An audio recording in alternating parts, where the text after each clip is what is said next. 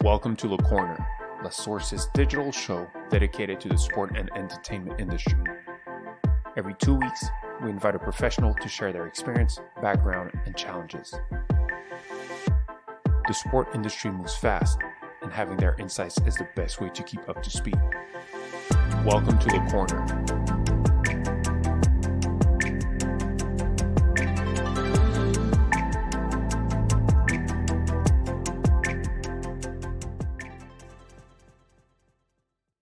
Hello, everyone. Very happy to welcome you on this new episode of Le Corner International. Today, we're very happy to have Felipe by our side. Felipe, hi, how are you? I'm fine. Hi, JB. Hi, Sam. Thanks for inviting me. It's a pleasure to be here with you. Great to have you. JB, good to have you here once again with us, my friend. Nice to be with you two guys. Terrific. So Felipe, first things first, you work at Atlético Mineiro. You have a tech background. You had your own podcast. You had previous lives before this role, but it would be great if you can give us a little introduction of yourself, your journey here. And yeah, floor is yours. Okay, so I'm the head of innovation at Clube Atlético Mineiro now. It's one of the biggest football clubs in South America. I'm a journalist, so I started my career as a producer and a broadcast coordinator at Sport TV, which is the biggest sports TV channel in Brazil. I worked there for almost 5 years, and then I decided to leave. I wanted to experiment with new things. I'm a very curious person. I really like to experiment new things and see where I can go. And after that, I worked in different companies from different sectors. I had 2 companies too. And I came back to the sports business in the beginning of 2019 when the Brazilian Basketball League, they were looking for someone with experiences in broadcasting. And I had a friend that worked there, and they called me to go there. And in the beginning of 2019, I started as a broadcast coordinator in the Brazilian Basketball League. And because of my interest in innovation and technology, I started to introduce some startups from Brazil and from abroad in the league. So one example, we were the first client of WSC in South America. It was a deal that I closed. But after 13 months, unfortunately, the pandemic came in, and like every sport in the world, the league first suspended and then canceled the season, and then I had to leave the league. Then I was invited to work at Enzima, which is a sports innovation consultancy here in Brazil, and there. The main project that we did was the first open innovation program of a Brazilian football club with Ceará Sporting Club, which is a first division club here in Brazil. And during my time at Enzima, it was the time that I had the podcast where you, Sam, was one of my guests. But in the beginning of this year, Atlético started restructuring the organization. They hired EY to help them with that in that process, and this position of head of innovation was created. And I had a good relationship with Leandro Figueiredo, which is my boss today, the business director here. And he called me and he said that he wanted to indicate me for the job, and asked me if I was interested, and I said yes. And then I started here in March of this year. So it's funny, it's actually the pandemic, it had a lot of influence on a lot of organizations, and you, at a personal level, it actually made you go from the traditional way of working for a broadcaster and a league, obliging you to go back to your first love, which was basically startups and innovation. Exactly. And now you found a role again in innovation in a club, which is obviously a new vertical for you. Exactly. Of course, that we have all the problems that the pandemic brought. But if I had to analyze professionally, it was a very good period to me. Probably if the pandemic didn't happen, I would be still working at the Brazilian Basketball League, which was good. I was very happy there too, but I have to say that today I'm happier. Because football is your favorite sport to begin with? Yes, it is. I really like not only football, but it was my first passion in sports. Definitely here in Brazil, it's pretty common. Basically, everyone loves football, but I also love basketball. I also love MMA, for example. Yes, football is my main sport. For me, like Felipe, when you said broadcast and the companies you had, it seems like for you, like what is interesting is what does it give you today in terms of, like, you mentioned WSC, and I think more than purely the broadcast, you also had this kind of business interest or this kind of startups mode and stuff like that. So what do you take from these two experiences, being in the broadcast, so a bit more traditional, but also on the other side of the table with the startups, in terms of like not helping you in your daily job today, but what did it bring you? Talking about broadcasting, when we talk about TV rights, it's basically the biggest, at least here in Brazil, the biggest revenue that clubs have.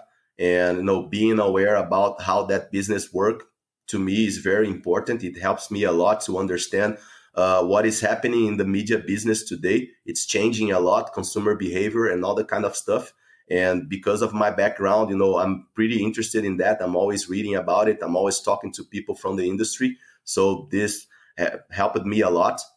And talking about my entrepreneur background, although I'm not a successful entrepreneur, I had two companies and they both failed pretty fast. But I learned a lot with that, and I think that this is basically, like I said, I'm a very curious person. I'm always trying to experiment new things, to learn about new things. And I think that I was an entrepreneur, not only in my own companies, but working for other companies. I'm always, trying to start new projects and to, like I said, experiment with new things. And that is something that I brought here to Atlético too, because they give me a lot of freedom to do that. So I'm always trying to have new ideas. I'm always talking to different people from all around the world and see how we can, do different things here at Atlético. So I believe that those two things are things that are helping me a lot in my position today. Yeah, and that's interesting, right? That's part of the entrepreneur journey. The idea is to fail fast, but at least you experiment, and until you find something that sticks. And actually, that dynamic is also a dynamic you can bring inside a club, right? There are a lot of startups available out there that are willing to try stuff and find intelligent business model, which makes probably even more sense given your position in Brazil and the reality of the sports business over there, right? Definitely. And actually, Sam, this is not common here in the sports industry in Brazil. Like I said before, they are very conservative, but I see that as a very good opportunity, because when you have like an open mind, people start looking at you, not only here in Brazil, but, I get calls from people all over the world wanting to work with us. And this helps a lot, because when they are looking for someone here in Brazil, now they are looking to Atlético and seeing that Atlético can be a good partner for them here too. And that gives us the possibility of, closing good deals for everyone. So that's why I think it's really important to have that kind of open mind in a business that, it's usually a very conservative one. Yeah, well, to be honest, in preparing this podcast, we were very excited because we've had the chance of welcoming on our podcast, whether it be the French one or the international one, a lot of, digital members of the sports business from different territories. But it's the first time we have somebody from Latin America. So that's very interesting for our community to be able to understand a little bit how innovation works, what are the angles that work well, and deep diving into the Atlético Mineiro use case is a super interesting one. Just having made that statement, right, that Brazil is a particular market that is slow to innovate because there are certain realities that don't allow organizations to focus necessarily on innovation. What made Atlético Mineiro have a different approach and set up this innovation role inside their organization? What was the mindset behind that? Like I said, Atlético started this process of transformation in the end of last year when they hired UI to help them to restructure the club. So a lot of political positions were eliminated, and they created like executive positions here. And now innovation, it's like a pillar, a very important pillar of our strategic planning here. They know that clubs, especially now because of the pandemic, but even before the pandemic, if clubs and entities keep doing always the same thing, they will be left behind. It's to me, it's something that is very clear. So they created this position, and today innovation stays under the business units of the business units that we have here. So we have the commercial management, we have the marketing management, and we have innovation. And because of that, basically I have three goals here. The first one is to find new revenue sources. We have a quote here in the department that new money is always good money. So if we were not making any money for something before, and now we are making money, this is very good to us. The second one is to experiment with new technologies and learn about them and try to understand what kind of impact those technologies will have in the future, not only of the club, but of the sports industry as a whole. And the third one is to position Atlético as a pioneer, as a forward-thinking club, which is very important to our brand. I have to say that probably a lot of people in your audience didn't know Atlético before, and they are only starting to know Atlético because of the things that we are doing here. And, that caught your attention, and that's why you invited me to be here too. So this for us is very important too, because it opens a lot of possibilities for us to close different deals when we have that kind of brand, as a pioneer club. So basically, those are the three goals that I have here: new revenue, experiment with new technologies and understand them, and positioning Atlético as a pioneer club. Okay, my only, that's very much interesting because I know better the American way. I mean, the North American model, but also the European one. And clearly, I don't know, but I would like your perspective on this. But clearly, innovation is rarely a standalone. So just like you said, it's mainly under the marketing one. But still, I feel or I experience that innovation is not yet perceived as a new revenue stream, or it's innovation, but under the old categories, I would say.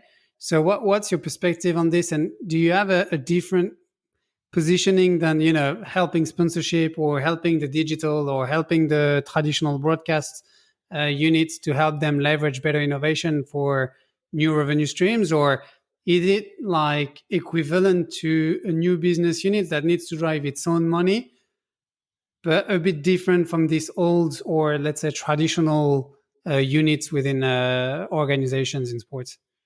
Both. No, I have this job of finding new things here, new revenue streams here for the club, but I also have the job to help products that we already have. So when I started here in Brazil, I don't know if you know, but it's very common. Basically, every big football club, they have a membership program. And it's one of the biggest revenue streams that a football club have here in Brazil. We have today 63,000 members that pay monthly fees to be an official Atlético member. And of course that, I have to help the guy that is responsible for this program, to how we can do a better job to our fans, how we can, put in the hands of our fans new projects and new stuff, maybe new technological solutions that can help in this relationship. I help to make our relationship with our sponsors better too. So I have this goal too, but I have to say that the main job that I have here is to find new stuff, is to find new revenues, is to find not only real new revenues, but, things that we are building now that maybe are not bringing new revenue now. Just to give you an example, we closed a deal with Imagine AR, which is a augmented reality company from Canada. And now in our app, we have like this permanent feature of AR. So we started with some fan engagement stuff where people now can take pictures and shoot videos with some of our players, like and every place that they want. And this is something that is not generating revenue to us now, but it's something that increased a lot the usage of our app. So not in a direct way, but in a indirect way, we could raise the value of the properties that we have inside the app now. So basically, this is something new that we created, but inside something that we already had, which is our app. So I think that this is a good example of the things that we are doing here under the innovation umbrella. And that is interesting, right? I think a couple of things that are very interesting is how to create new revenue with startups that you bring inside your ecosystem. I mean, I think there are three ways. It's the marketing push, it's the creating new sources of revenue, or reducing costs for startups. But I like the fact that you have to find a new revenue streams. That is interesting, but you're also thinking about creating more long-term value, right? Because, like including an AR feature inside your application to drive more engagement, to keep the user coming back, obviously creates a lot of value for the long term. And so understanding the reality of your needs, how did you organize that collaboration with Imagine AR? Because I'm assuming that the price point wasn't the one that they traditionally would sell it at on an North American territory or European territory. How did you make it work? How did you create the interest on both sides to create that longer term value? Actually, yes, you're totally right. We signed a revenue sharing deal, and to us it was very good. Like I said, to have that feature and to start exploring this technology. I'm a real fan of augmented reality. I really think that this have a real potential of disruption in the sports, not only in the sports industry, but as we work there. I'm talking about sports. And to Imagine AR, it was interesting because to us, they are using Atlético as a way to gain new markets. So they were new here in Brazil, and now they have a business case here, not only in Brazil but in Latin America, and they can use that business case to sign new deals and even to experiment. If you talk to AP, the CEO, he is very happy with the partnership because we integrated their SDK into our app, and he said that it was the best integration that he ever saw, and that he was going to start using the model that we developed here, the front end that we developed here, as like an example to other clients that they have. So I think that not only they are gaining a new market here in Latin America, but we are also helping them to better their product too. So that's why I think that this was a good deal for both of us. Of course, that as it is a revenue sharing business, we have the goal of also trying to show brands that maybe augmented reality can be a very good way for them to interact with our fans. We like to say here that instead of interrupting the fans' experience with AR, they can be part of that experience. But this is something like you said, Sam, it's something that we have to build.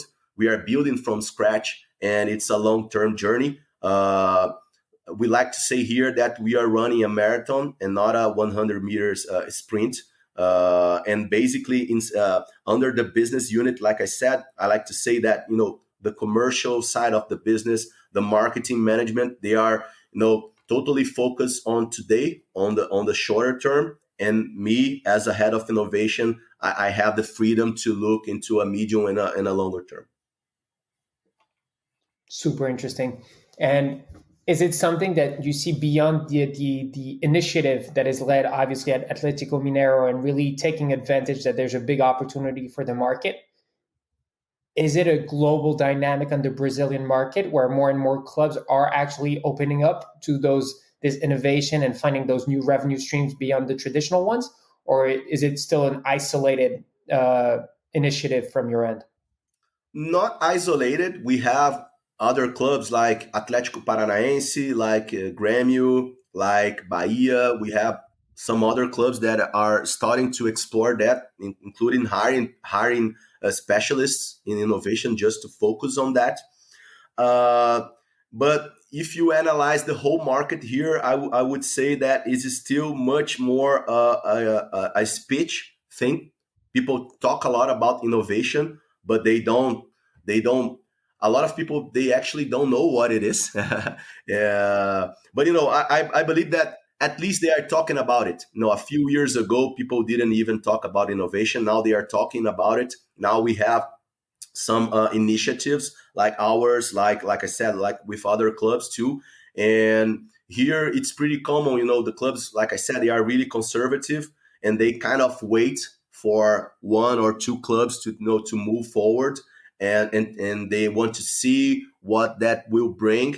And if the model is approved, they started to move themselves too. So I believe that this is a movement that it is starting to happen here in Brazil.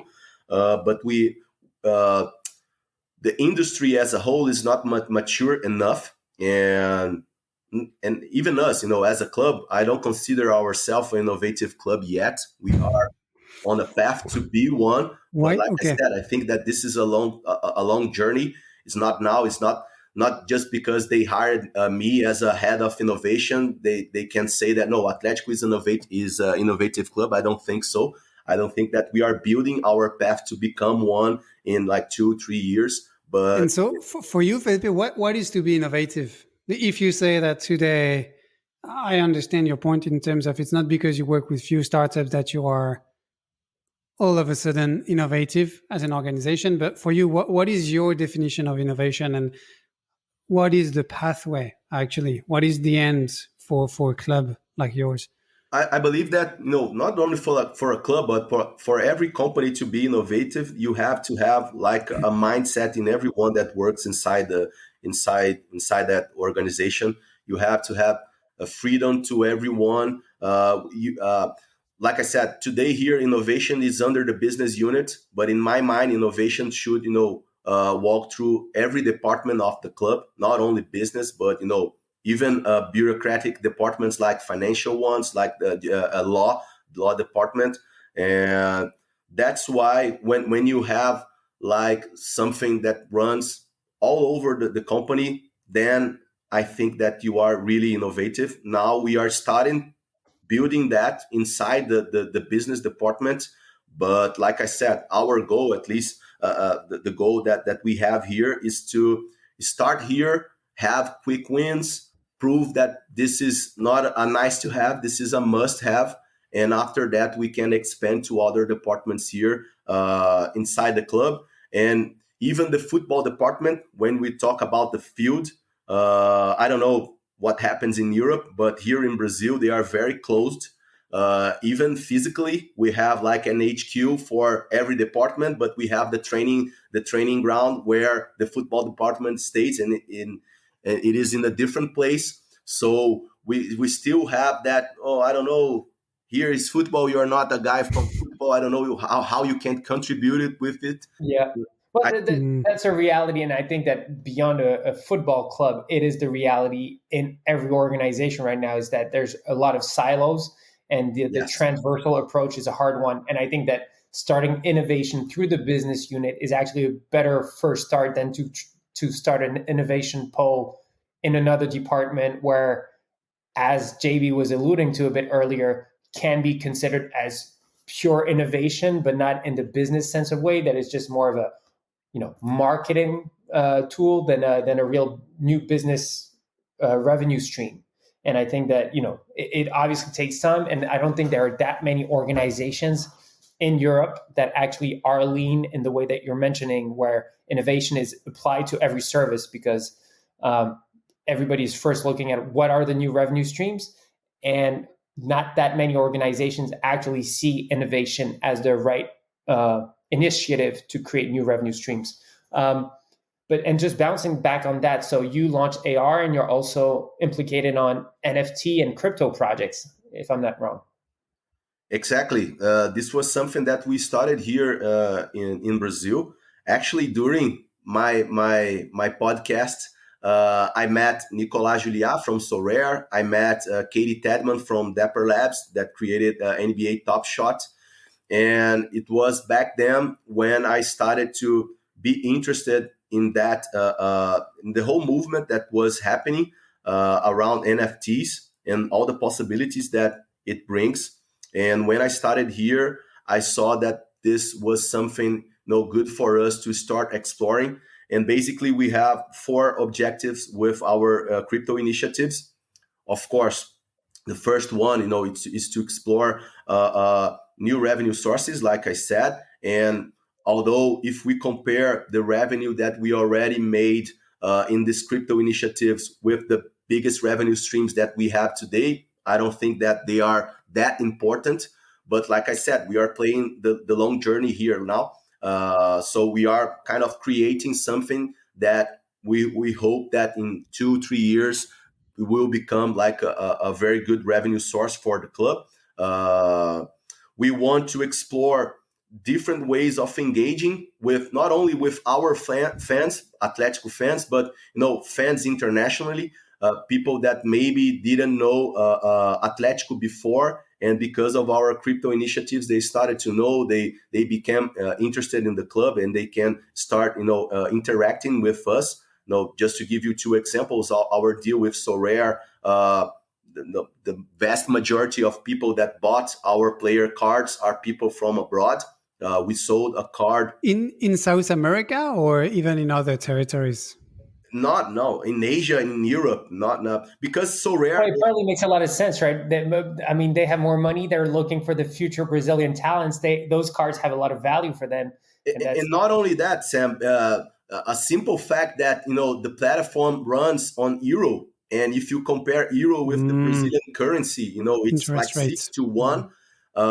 So it kind of becomes too expensive for an average Brazilian person to be part of that. So that's why we are attracting people from all over the world. Just to give you an example, we sold a card of Guilherme Arana, which is one of our players. He's playing the Olympics now. And a guy from India bought it, and he paid like more than 14,000 euros in the card.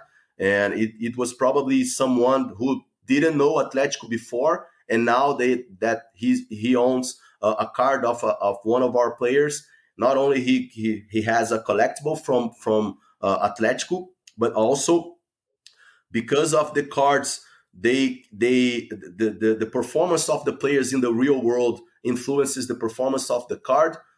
This guy has now like a motive to be aware of what Atlético is playing and how the team is doing, because it can influence in the value of the card that this guy has. And just in general, that's like an entrepreneur's dream of having a card that is bought at a euro rate of a Brazilian player by an Indian. That's like all the territories that any entrepreneur is dreaming about. This is globalization, right, guys? This is the beauty of what we are living today. And also other deal that we closed it with Socios.com. It's basically the same. It's a company that works with huge sports brands, not only European clubs, but they closed deals with NBA franchises, with Formula One teams, with the UFC, and now we are part of that too. And so in the beginning of August, we are going to launch our fan token, which is called Galo. Galo is rooster in Portuguese, and rooster is our mascot. Yes, exactly. And this is what I like to say, that because the app is like an international app where it's not an Atlético app, it's an app where fans of Barcelona, of Manchester City, of the UFC, and of Atlético and other brands, they have to join. And when they join, maybe to see something about Barcelona, they can look at Atlético and see, oh, this is very interesting what they are doing. With their fan tokens, I can vote in this poll, and to me, this is very interesting. I want to start interacting with that club. So this is something that we are really excited to. Not only the new money that we are going to generate, but also the new possibilities of engaging with people from all over the world, not only people in Brazil, which is pretty common. And Felipe, on this do you synchronize as well with the sponsorship or with other colleagues in terms of activation, like the digital team in terms of, okay, we do this partnership because A, we have this revenue stream and we expect to make XX number of money, but B and C, actually that reinforce our value proposition for sponsor whatever, or for the digital platform or some of the activations you have. To which extent do you synchronize? Regarding sponsors, I think that it's not something that happens. It was not something that we were really thinking about it when we signed the deal with Socios. But I believe that yes, because if we consider that our main sponsor today is Betano, which is a great company that is operating in different parts of the world. For them to be part of a global platform like Socios or Sorare, it's good too, because their brand is appearing there too. So it is good. But I have to say, I have to be honest, it was not something that we thought about, no, let's do that because maybe we will increase the value of our jersey properties, for example. But yes, definitely this is something that happens. But actually our goal there was to really explore different kinds of things and to give a different kind of power to our fans, and to see how this can make our relationship even closer. If we consider that, especially the younger ones today, they are they have difficulties to be always consuming your content because they have so much things that they can do. I believe that we have to start exploring new ways for them to be part and to be closer to us, and giving them voting power in stuff like deciding bus layout, deciding locker room layout, deciding the type of music that we'll play when the players enter the field to warm up, deciding the jersey design, deciding a lot of stuff can be a really powerful way for us to make especially the younger fans closer to us. And this way we can monetize not only with the fan tokens, but as soon as you have people closer to you, it's easier for you to sell them other stuff and to engage with them in other different ways. And it's also interesting, right? Because Latin Americans, I believe, are very engaged digitally speaking. Yes. But and have you with social media, right? Yes. With social media and just beyond, actually, have you seen the engagement come from Brazil, or is it mostly from the value streams that you're creating beyond Brazil that the initiatives that you're launching in digital have the most impact? Because crypto is still something very uncommon in Brazil. It's growing, but it's not something usual that the average person knows about it. The vast majority of the engagement that we are getting from the initiatives that we did in this NFT universe and the token universe too, the vast majority of engagement comes from abroad. Of course, that we have early adopters here, but I believe that now, especially to our Brazilian fans, we are still in a phase one where we have to educate them. So we have to do a lot of educative initiatives in order for them to understand better what is an NFT, why they should buy it. When we launched it, besides Sorare, we launched two initiatives by ourselves, one with OpenSea, the other one with Binance. The Binance is still ongoing. And when we announced that on our social media, the vast majority of comments were people saying, Oh, What is it? why I will buy that? Because I just I have a print screen of that image now, so I don't have to buy it. Because people they have a hard time to find value in something that they cannot touch. But I believe that we have, as a club with almost 8 million fans here in Brazil, we have a very important role of educating people in that. And this is what we are trying to do here. So we are releasing a lot of video tutorials about the initiatives that we are doing. We did a live in our YouTube channel explaining from the basics what is a NFT, what is a fan token, what we can do with them, showing use cases around the world. We did like a press conference with journalists of non-crypto, of the non-crypto universe, so sports journalists that they were asking really basic questions, and this was very good because they were taking the message to their audience. But we are still in the beginning of something that we want to educate people, to form a community of Atlético fans around it, and then in the medium longer term we can start earning real money with it. Of course, that I have to say again, we are already doing very good money with those initiatives, especially if we consider what I said, the fact that Brazilian currency is so developed when you compare with dollar or with euro. So when you convert the amount of money that we are making, it starts to become very interesting to us. But like I said, although this is very important,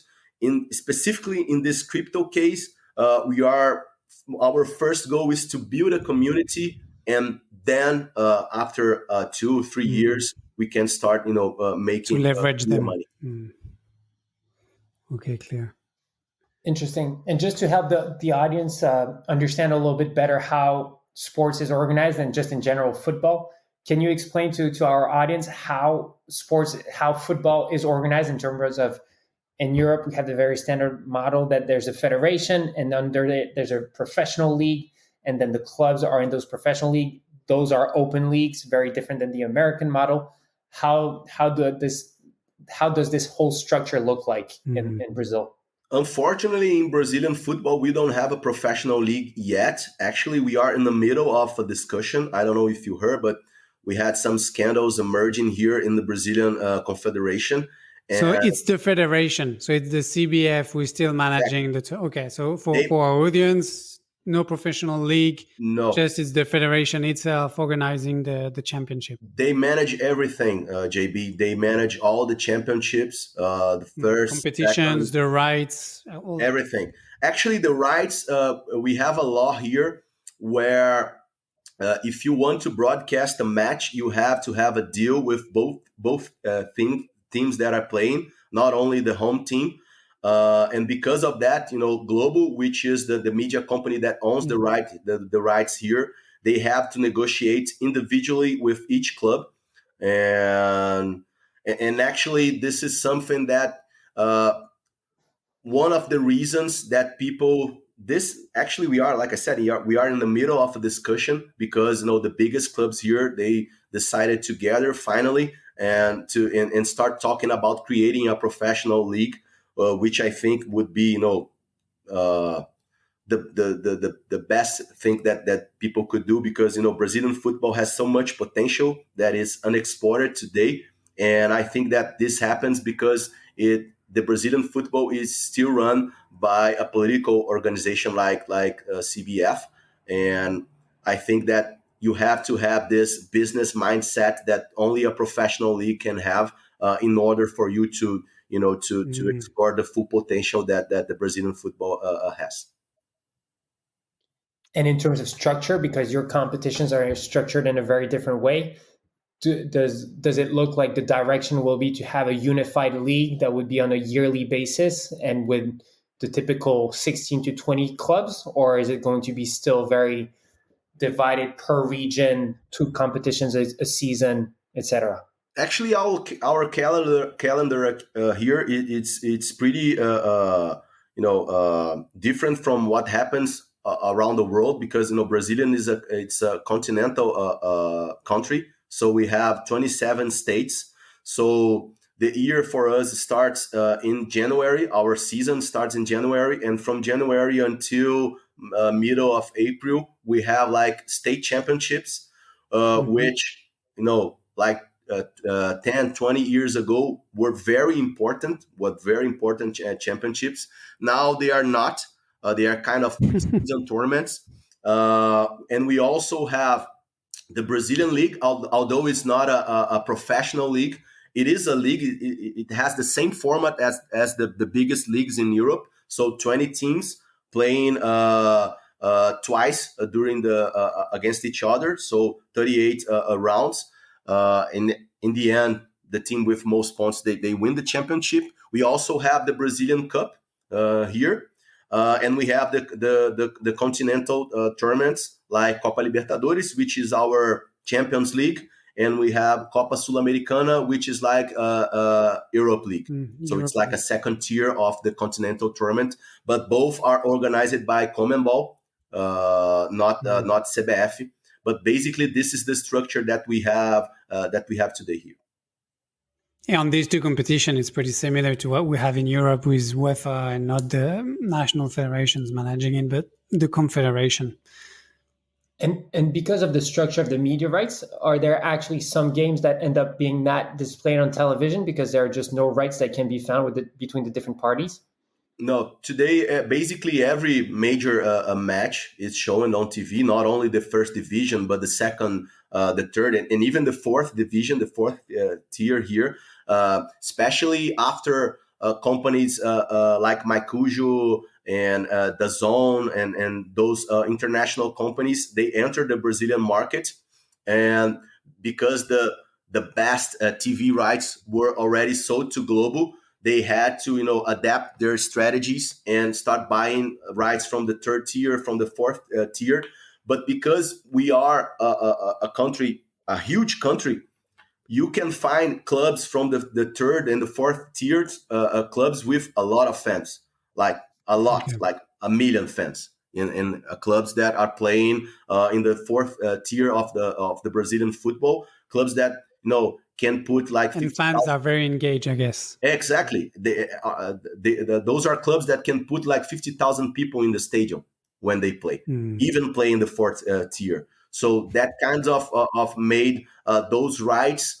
Of course, if you compare with the first tier, they are not that value. But for companies like DAZN or Maicujo, they are important rights to have, especially because football here, it's way above other sports. Yeah, it's a religion. So volleyball is pretty huge here, basketball too, but you can't compare with football. So to them, it's better to focus on a football rights, even if it's a third or fourth tier, than focusing on volleyball or athletics or swimming or in other sports. Okay, interesting. And so, just in general, if you look a bit further down the line, because that's something that where your mindset really is towards, how do you see the Brazilian football in 5 years? In terms of rights, in terms of organizations, do you think there will be a professional league? Do you think that? Yes, I'm pretty optimistic, Sam, because like I said, we are in the middle of a discussion, and we already had discussions like that to form a professional league before, but I think that this time is really serious.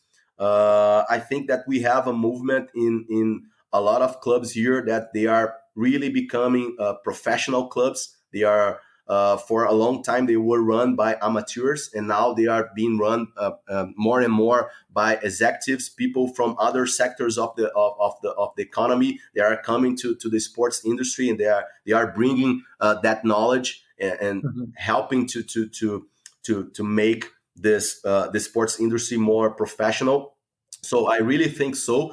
In terms of rights, TV rights, Globo, like I said, Globo owns the rights for the Brazilian League and for the Brazilian Cup until the end of 2024.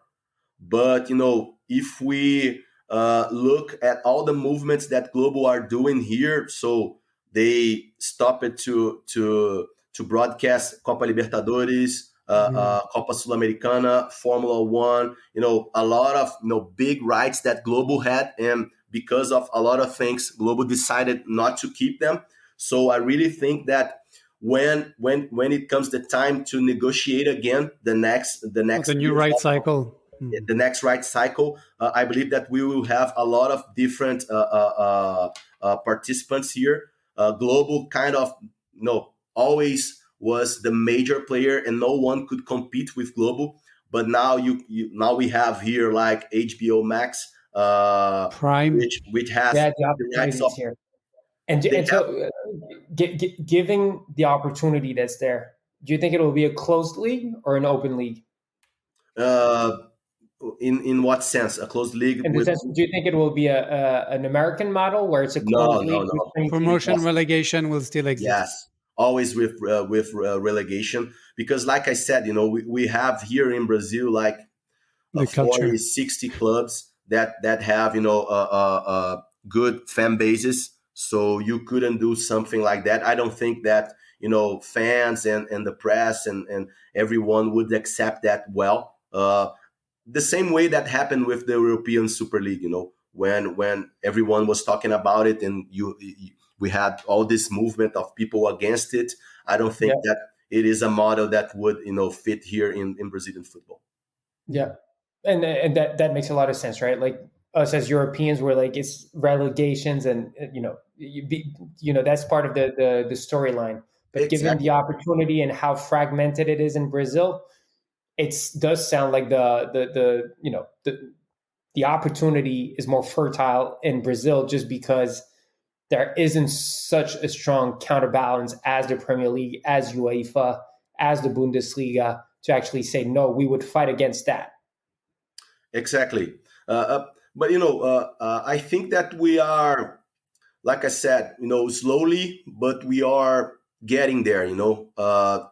Today we have people share so much information, so we can know what happens on the Premier League. We know what happens on La Liga. We know what happens on Bundesliga, and we can take the best practice that they are doing and just adapt to our reality here, to our culture here, but implement here too. So I think that we are on a good path. Like I said, I'm pretty optimistic about it, and hopefully in 5 years when we talk again, we will have like a strong professional league.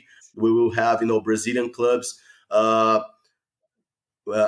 being able to compete, at least compete with European clubs, which today is not possible because there's so much difference in terms of revenue and all that kind of stuff. But like I said, I'm optimistic, and hopefully we will see things get better here in Brazil.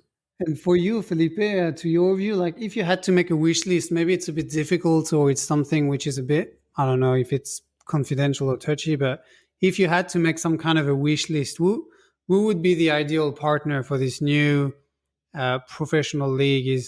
You mentioned Globo, but Globo might not be there. Would it be a DAZN? Would it be a split between DAZN, maybe Amazon? How do you see, what would be the ideal structure and the ideal partners to help the league and so the clubs as well to grow, to better structure, to get better revenues? But more than that, what would be on your wish list? In terms of TV rights, I don't like the exclusivity model that we have here, where one media company owns everything. I don't think that this is good. So if I have to say, I would prefer to have, yes, Global, but maybe Global with Amazon and with another company, So splitting the TV 2-3 rights. brackets. And exactly. Which is common abroad, but here in Brazil it's not. So I think that we are moving to this path here. In terms of organization, no, definitely having people with experience in big leagues around the world would be very good for us. I'm a real fan of La Liga, for example. So if we could have like people from La Liga doing some kind of consultancy here, because I think that what they did with the La Liga product, coming from a product that people only cared about Barcelona and Real Madrid, and now they could create something that it's above that. So I really think that this is a model that we could inspire ourselves here. People are talking a lot about capital funds, that international ones that are looking to Brazil now and are looking to this possibility of this new league. So actually 2 or 3 weeks ago, I read an article on Sportico where they talked about it, about the interest that Europeans capital funds and American ones are now looking to Brazil and to this opportunity of creating a professional league. So and also I think that it would be very good for us to have agencies capable of turning the Brazilian league into a global product, and not only something that can only be sold domestically. I really think that we have this potential here, but we have to explore it better. We have to create a better brand. We have to have a better calendar. I don't know if you know, but we have something that it's really dumb if you analyze. When the national teams play here in Brazil, our championship don't stop. Doesn't stop. So the best players, they go play for the national teams, and the clubs that are paying their wages, they cannot have those players playing. So it's something that maybe it's not good for you to have the better players, because the best players, because you won't be able to count on them when you need them. So this, honestly, in 2021, that still sounds crazy in terms of like not managing the calendar with the international window and the championship one. Is it because Brazilian people are more enthusiastic about their club rather than the national team? I mean, or not? Or yes, they is are. there a reason? Yes, they are. They are more club centric than national team centric. Exactly, and actually, this fact is something that is contributing for people to love more their clubs than the national teams, because the national teams are kind of staying on the way of the success of the clubs. Just to give you an example, we just had the Copa America here, and after the Copa America, the Olympics started, and for more than 1 month, clubs couldn't count on their best players for more than 1 month. So we are talking about like 10 rounds of the Brazilian league that, Atlético had Savarino, which is a player from Venezuela that couldn't play for Atlético. We have Junior Alonso, which is a Paraguayan player that was in the Copa America too. And we didn't have Savarino and Alonso, two of the most important players that we have today, playing for Atlético for more than a month because of that. So this is what happens when you have like a political organization being the owner of everything that happens here. That's why I think that having a professional league with a business mindset, not a political mindset, would be the ideal world to us here in Brazil. Super interesting. Unfortunately, it's already time for us to wrap up. But because it feels like it goes so fast. Understanding.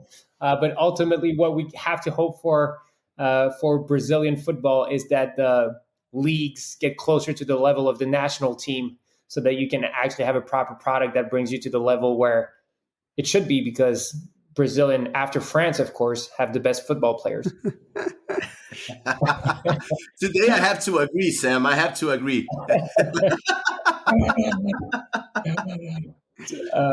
Terrific. Well, Felipe, thank you very much. I think your insights will be super useful for our listeners. So thanks a lot for spending the time and giving us a bit of a better understanding of what the shape of the market looks like, and that it is possible to bring digital innovation in Latin America too.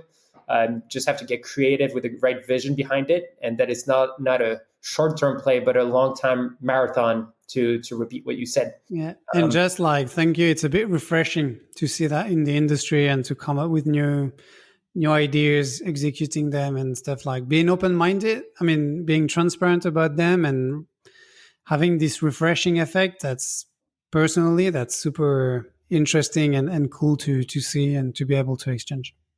Thank you, guys. Thanks for inviting me. To me, it's a pleasure to be part of this podcast. JB and Sam, you are both references to me. I'm always looking into what you are doing. So to me, to be part of this conversation with you, it's an honor. And, whenever you want, I'll be here. It's always a pleasure to be talking to you guys. When it will be time for it, we will come to Brazil and drink caipirinhas and watch Atlético Mineiro games. Yes. Please. You love it, man. Thank you, Felipe. Very much, Felipe, and thanks to our audience. Don't hesitate to like, share, talk about Le Corner around you, and look forward to being on the next session with you guys. Take care. Bye bye. Cheers. Bye everyone. Le Corner.